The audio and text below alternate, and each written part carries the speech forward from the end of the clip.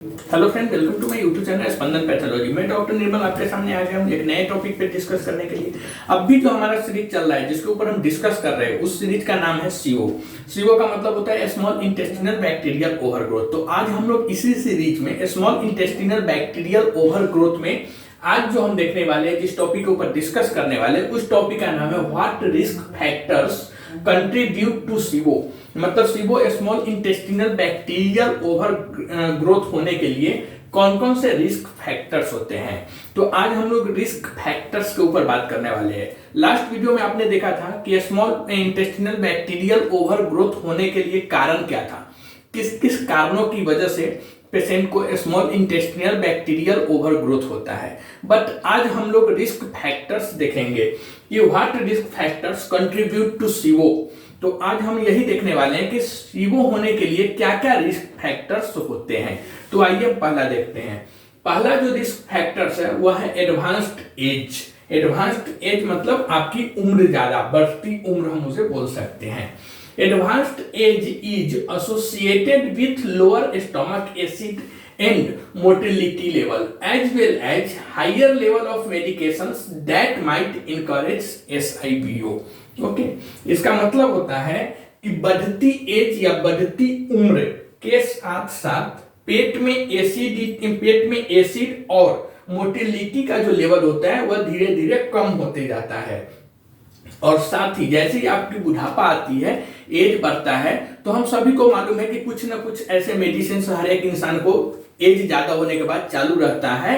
उसके supporting medicine या फिर किसी को बीपी की मेडिसिन चालू है या किसी को डायबिटीज की मेडिसिन चालू है, like that medicine, types of medicine चालू रहता है पेशेंट को रिलेटेड कोई भी डिजीज हो। ओके, तो इसमें क्या बता रहा है कि अगर पेशेंट का बढ़ती उम्र के साथ साथ पेट में एसिड और मोटिलिटी का लेवल धीरे धीरे कम होते जाता है, जबकि साथ में मेडिसिन का लेवल बढ़ते जाता है, जिसके वजह से या जिससे सीओ होने का चांसेस बढ़ जाता है।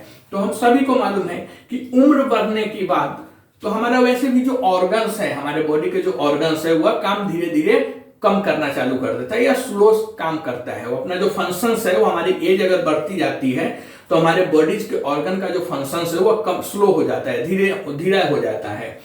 बट जो एक्स्ट्रा मेडिसिन है वो जैसे जैसे हमारा एज बढ़ता है, मेडिसिन कुछ ना कुछ मेडिसिन चालू हो जाते हैं, जैसे डायबिटीज हुआ या फिर बीपी हुआ, हाइपरटेंशन हुआ, ये सब मेडिसिन मतलब बढ़ता जाता है, सपोर्ट ऐड होते जाता है। तो उसकी वजह से क्या होता है कि बढ़ती एज के साथ साथ पेट में एसिड और मोटिलिटी का लेवल धीरे धीरे कम होते जाता है, साथ ही मेडिसिन का लेवल बढ़ता जाता है, तो जिसके वजह से सीओ होने का चांस ज्यादा बढ़ जाता है, मतलब SIBO। तो पहला जो रिस्क फैक्टर्स है सीओ होने के लिए, वह पहला रिस्क फैक्टर्स है एडवांस्ड एज, या उम्र ज्यादा बोल सकते हैं या फिर इसे बढ़ती उम्र बोल सकते हैं। ओके, दूसरा जो रिस्क फैक्टर्स है सीओ का वह होता है मेडिकल इंटरवेंशंस। मेडिकल इंटरवेंशंस का मतलब है such as abdominal surgery and radiation exposure can cause structural problems in the small intestine as well as damage the mucosal lining which affects immunity।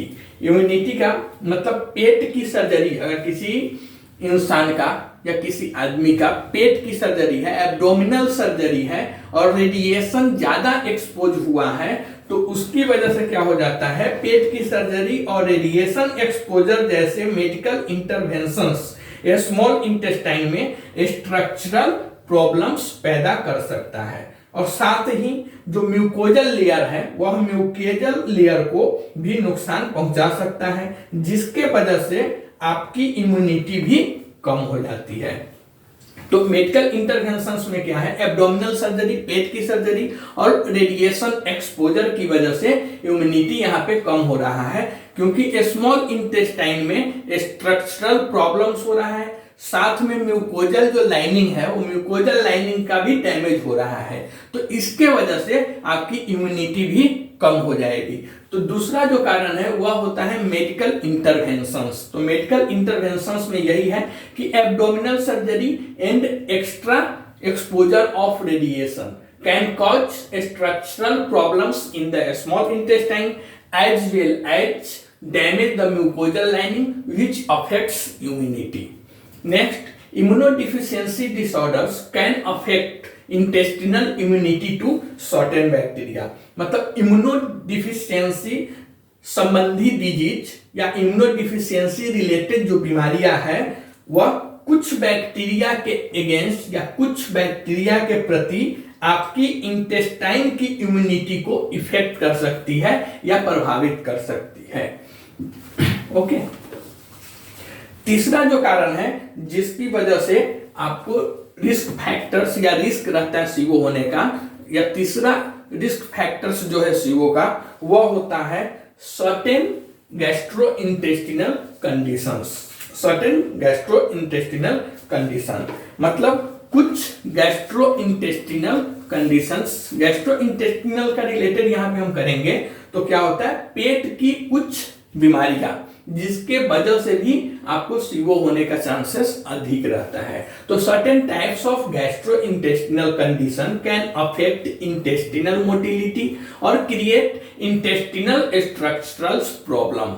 मतलब कुछ गैस्ट्रोइंटेस्टिनल कंडीशंस इंटेस्टाइन की motility को प्रभावित कर सकता है, अफेक्ट कर सकता है, या इंटेस्टाइन की स्ट्रक्चरल प्रॉब्लम्स पैदा कर सकती है।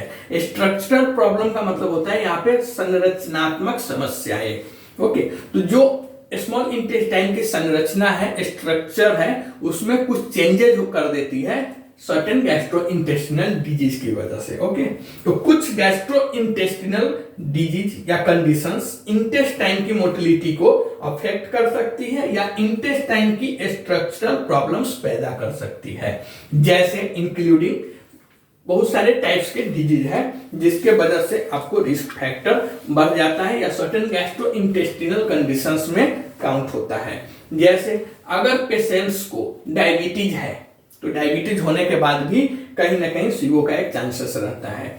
दूसरा ल्यूपस, तीसरा coeliac disease, fourth IBD. IBD का मतलब है inflammatory bowel disease. Next irritable bowel syndrome, next pancreatitis, next colon cancer, next scleroderma, next chronic renal failure.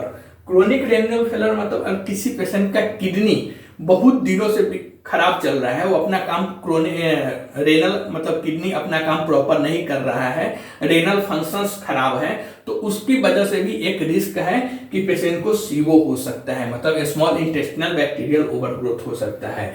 And next जो डिजीज है जिसे हम बोलते हैं सिरोसिस ऑफ लीवर, मतलब लीवर कैंसर या लीवर सिरोसिस के वजह से भी पेशेंट को सीओ होने का चांसेस रहता है। तो यह सब रिस्क फैक्टर्स है सीओ होने के लिए। पहला एडवांस्ड एज, दूसरा मेडिकल इंटरवेंशंस, एंड तीसरा सर्टेन गैस्ट्रोइंटेस्टिनल कंडीशंस। और गैस्ट्रोइंटेस्टिनल कंडीशंस में जैसे diabetes, lupus, celiac disease, IBD, irritable bowel syndrome, pancreatitis, colon cancer, scleroderma और क्रोनिक रेनल फेलियर या फिर सिरोसिस ऑफ लीवर। तो यह था रिस्क फैक्टर्स ऑफ सीओ, मतलब सीओ को कंट्रीब्यूट करने के लिए जो रिस्क फैक्टर्स होना चाहिए वह इसके ऊपर हमने एक स्मॉल नोट्स बनाया है।